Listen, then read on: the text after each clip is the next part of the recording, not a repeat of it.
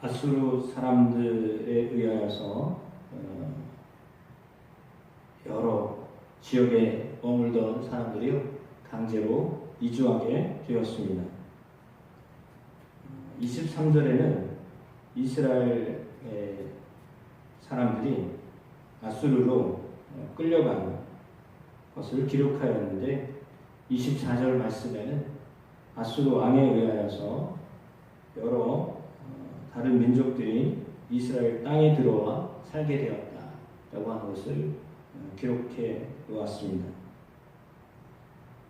약속했던 땅에 거하였던 하나님의 백성들이 떠났던 그 자리에 다른 사람들이 거주하게 되었습니다. 그래서 하나님이 가나안 정복의 역전을 경험하게 하셨는데, 가나안 정복은 아브라함에게 주셨던 언약 가운데 아주 중요한 덕목이었습니다. 단순히 군사적으로 정치적으로 실패한 것 이상입니다.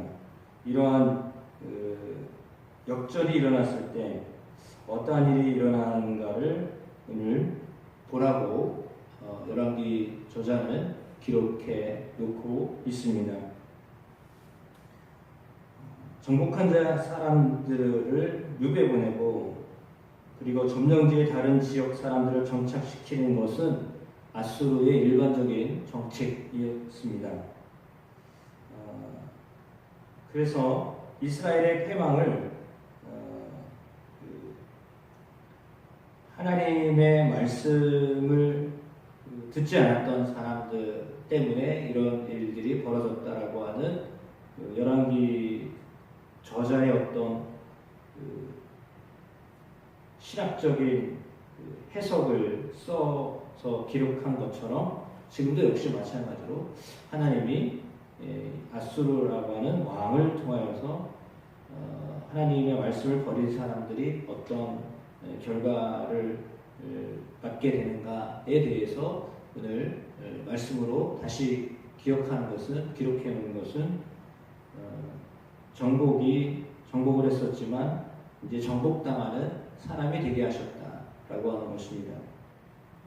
그래서 이방인들이 그것 가운데 들어왔는데 하나님이 25절에 사자들을 그들 가운데 보내셨습니다. 그래서 몇 사람들을 죽였다 이렇게 기록하고 있습니다. 그래서 어떤 사람이 아수르 왕에게 고합니다. 사마리아 여러 성읍에 옮겨서 거주하게 했던 민족들이 그 땅의 신의 법을 알지 못해서 죽었는데 법을 알지 못하기 때문이므로 법을 가르칠 수 있는 제사장을 좀 보내주십시오 라고 이렇게 지금 탄원을 올렸습니다. 그래서 아수르 왕이 그 사람의 이야기를 듣고 사마리아에서 왔던 제사장 한 사람을 다시 돌려보냈습니다. 그들에게 그 땅의 신의 법을 가르쳐라 라고 했습니다. 그래가지고 그곳에 가서 가르치게 하였는데, 그러나 각 민족들은 자기들이 만들어 놓은 신상들을 그곳에서 그대로 섬겼습니다. 그래서 이제 바벨론 사람, 굿 사람, 하맛 사람, 아와 사람, 스발와임 사람, 스발와임 사람은 자기 자녀를 불쌍하 그들의 신 아난멜렉에 바치는 그런 일을 했다라고 기록하고 있습니다.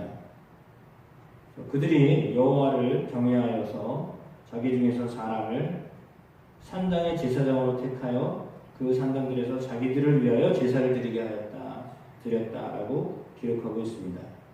그러니까 이제 가르쳤기 때문에 배우긴 배웠습니다. 배웠지만 사마리아 사람들이 했던 모습처럼 똑같이 산당에서도 자기들이 자신들을 위하여서 또한 제사를 드렸다 이렇게 기록하고 있습니다. 그러니까 근본적인 어떤 그 개혁이 일어나지 않고 사마리아에서 행했던 모습들이 다시 재현되는 모습들로 이렇게 보여지고 있는 거죠. 하나님을 정확하게 제대로 잘 섬겨야 되는데, 사실 하나님이 원하시는 것은 오직 하나님만을 바라보며 사는 것입니다.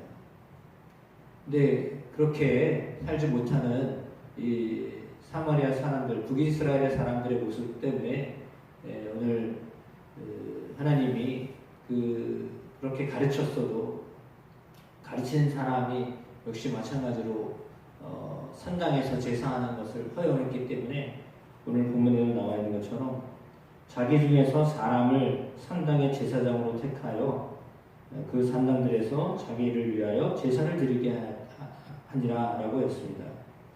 그러니까 일단 하나님의 노여움은 풀려고 했긴 했는데, 사실 그 노여움을 풀려고 했었던 목적이 뭐냐면 자기들을 위하여서였습니다. 결국을 보면 자기들을 위해서 제사를 드렸고 자기들을 위해서 하나님을 섬기게 한 거고 다 자신들을 위한 것이었습니다.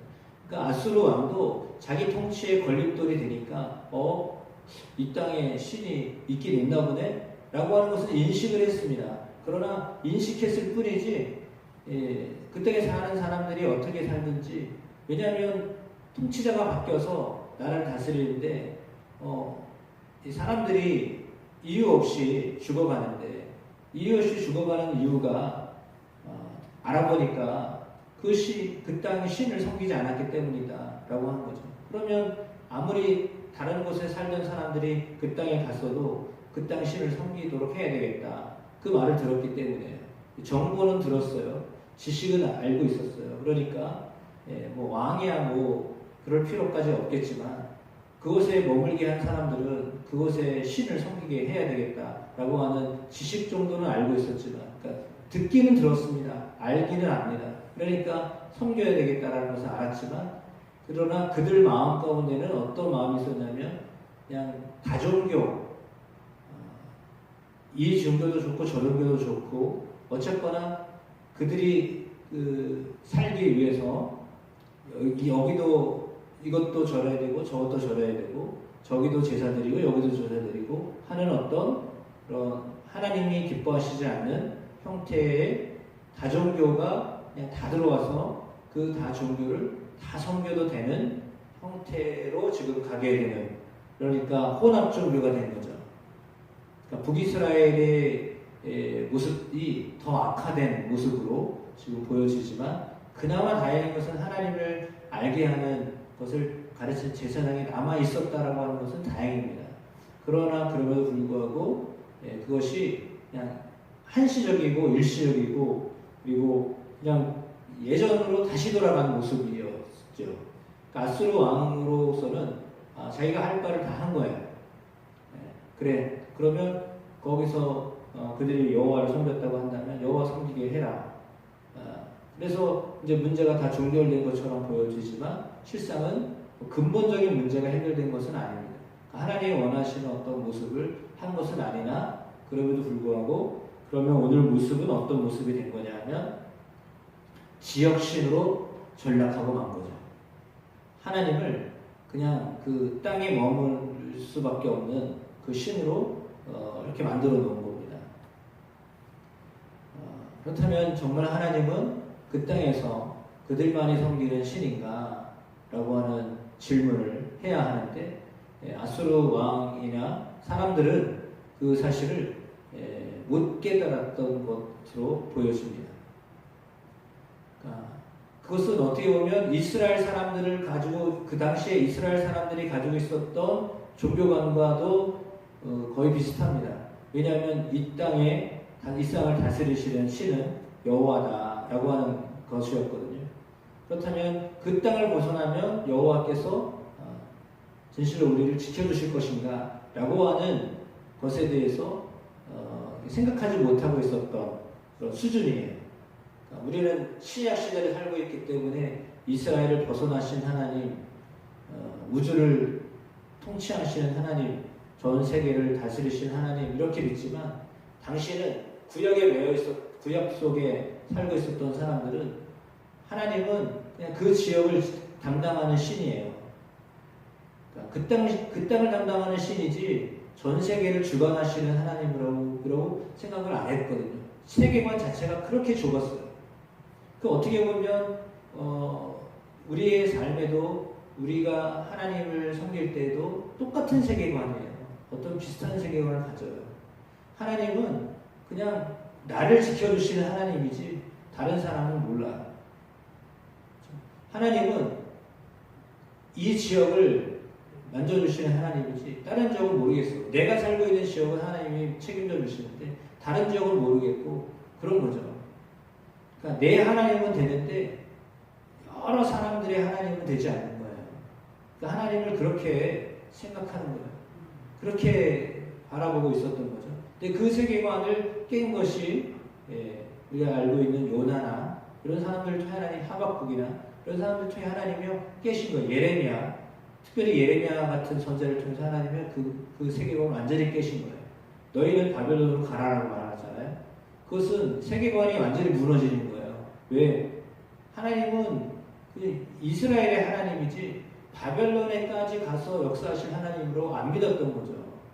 그러니까 여기서 섬기는 하나님, 그리고 여기서만 섬기는 하나님이지 다른 곳으로 가면 하나님을 섬길 수 없다라고 생각했던 그런 세계관이에요. 그게 아니라 여기서도 섬길 수 있고 어디를 가든지 섬길 수 있는 하나님이라고 믿어야 되는데 그렇지 아니하였다라고 하는 거죠. 그러니까 어떻게 보면 지역적으로 한정을 지어서 나는 여기서 하나님을 섬겼어야 돼라고 하는, 그리고 하나님은 거기서만 통치하시는 하나님이어야 이라는 어떤 그런 세계관, 고정적인 아주 상당히 협소한 세계관 속에서 신앙을 가지고 있었다라고 하는 것인데, 그럼에도 불구하고 그들은 그것조차도 못 지켰던 사람들이에요. 그러니까 이스라엘의 역사하시는 하나님, 사마리아 가운데 역사하시는 하나님, 그러니까 종교관이 있었으니까 아수르 왕이 그걸 받아들인 거잖아요. 너희는 그 땅에서 그 하나님을 섬겨야 돼. 아무리 이주에 왔어도 거기서 그 신을 섬겨야지. 그러지 않으면 또 어떤 죽임을 당할지 모른다. 어려움을 당할지 모른다. 그 신이 화가 났으니 그러니 너희가 그 신을 좀 달래야 된다. 라고 하는 속으로 갔는데, 그 목적은 뭐냐면 아수르 왕이 자기 통치를 편하게 하려고 했던 거지 결코 하나님 섬기려고 했던 그런 게 아니에요. 그러면 사실은 그게 뭐냐면 그냥 우리가 편하려고 하나님 섬기는 거지 정말 하나님을 섬기려고 섬기는 게 아니라는 거죠. 내 신상에 좋으니까 그냥 하나님 섬기는 거예요. 하나님이 우리를 그냥 지켜주시고 안전하게 하시니까 섬기는 거지, 하나님이 우리를 예를 들어 환난 가운데 몰아가시고 사망의 골짜기로 몰아가시면 하나님 버릴 수 있는 사람들이에요. 그러니까 신앙이 그거는 초보예요. 그러니까 아수르 왕이 하나님에 대해서 모르니까 신앙이 초보로 생각하고, 신앙이 초보의 수준이잖아요. 믿지도 않지만 그냥 지식적으로 알고 있는 수준은요, 신앙의 초보예요. 신앙의 초보는 뭐냐면 그냥 복을 주면 그걸로 만족하는 거예요. 그러니까 잘 되게 하면 믿고요, 잘 안 되게 하면 원망하고요. 왜 이렇게 이끄냐고. 이스라엘 백성들이 애굽에 끌려갔다가 힘드니까 하나님을 찾았잖아요. 하나님이 도와주셔가지고 애굽을 나왔잖아요. 근데 좀만 어려우면 하나님을 향하여서 원망하는 거예요. 왜? 하나님은 그냥 복을 주시는 하나님으로만 생각하는 거예요. 절대 하나님이 복을 주시는데 그 복이 사람들이 생각하는 물질적인 복을 주시는 하나님만 생각하면 안 돼요. 왜냐하면 하나님은 그렇게만 사람들을 이렇게 만들어 가시는 하나님이 아니거든요. 하나님의 성품을 닮아가기를 원하시는 하나님인데, 하나님의 성품을 닮아가는 과정 가운데는요, 꼭 환난이 오게 돼 있어요. 고난이 오게 돼 있어요. 고난을 통과하지 않은 사람은 하나님의 성품을, 신의 성품을 닮아갈 수가 없어요. 그 열매를 맺을 수가 없다라는 거예요. 그런데 그거를 우리는 사실은 기도하면서 하나님이 고난을 빨리 피하게 해주세요.